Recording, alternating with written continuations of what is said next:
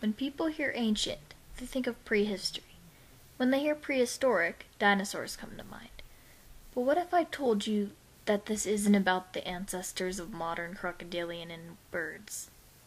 What if I told you this story was different?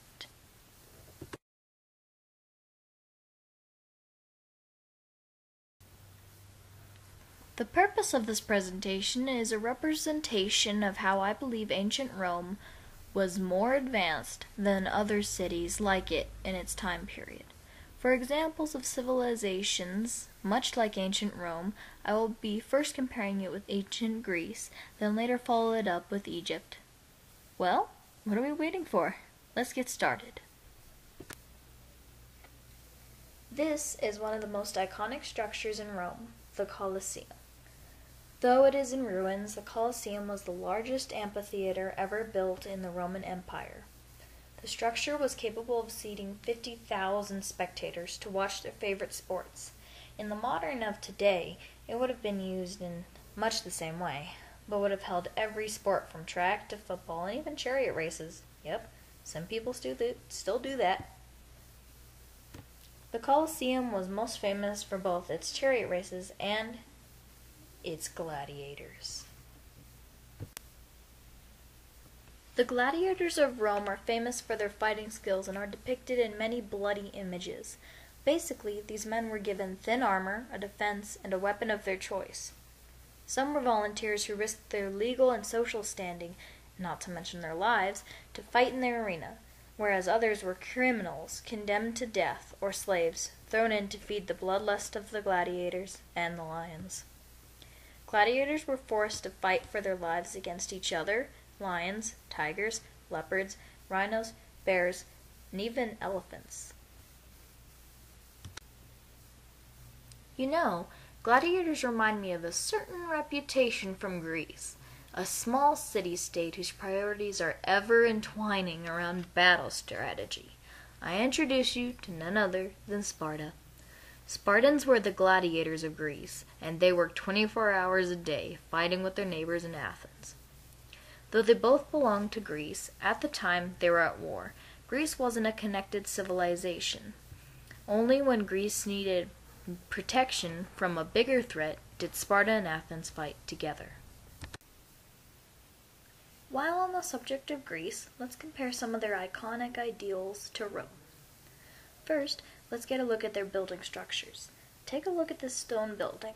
Unlike Roman structures, Greek architects used large stone pillars to hold up the structure. While this was a strong and beautiful structure, the roofs were heavy and would have taken a lot of these large pillars to hold it up. This would have been expensive and would have taken a very long time to complete. The Greeks are famous for their religion.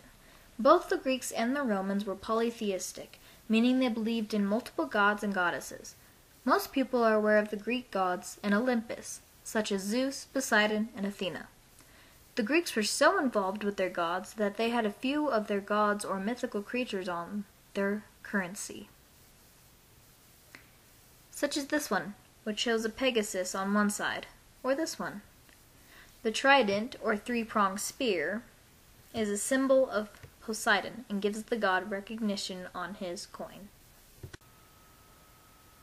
This is a marble statue to honor the Greek goddess Artemis.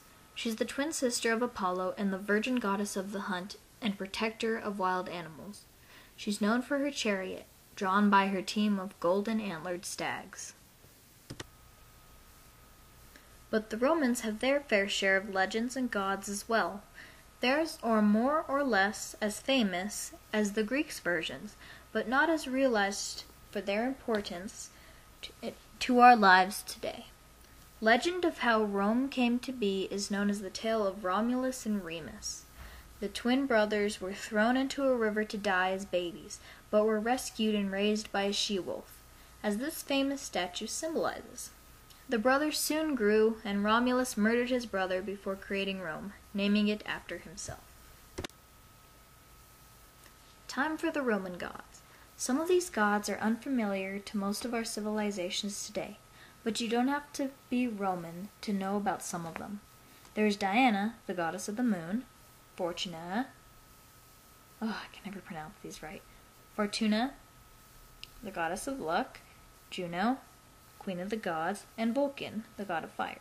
But the following gods are more known in our modern society. There's Cupid, you know who he is, since Valentine's Day is coming up, god of love, Jupiter, king of the gods, Mars, god of war, Mercury, god of thieves, Pluto, god of the underworld, Venus, goddess of love and beauty, and there's Neptune, god of the sea.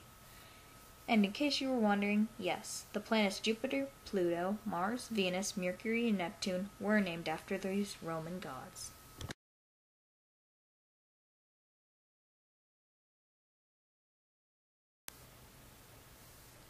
Egypt and Rome come neck and neck when it comes to who has the best architects.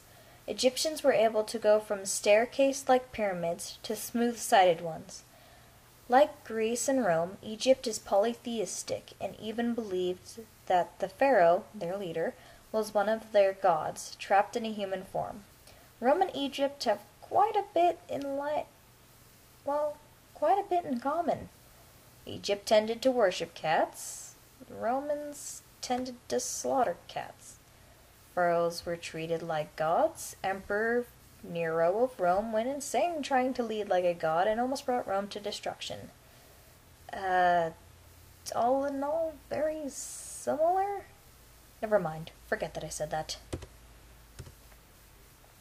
Anyways. Egyptians were artists, and had to be. Their hieroglyphics form of writing was extremely complex, and only highly trained scribes knew all 700 symbols. Pyramids and pharaoh sarcophaguses are jeweled and painted beautiful colors all over. This is just one area of their expertise.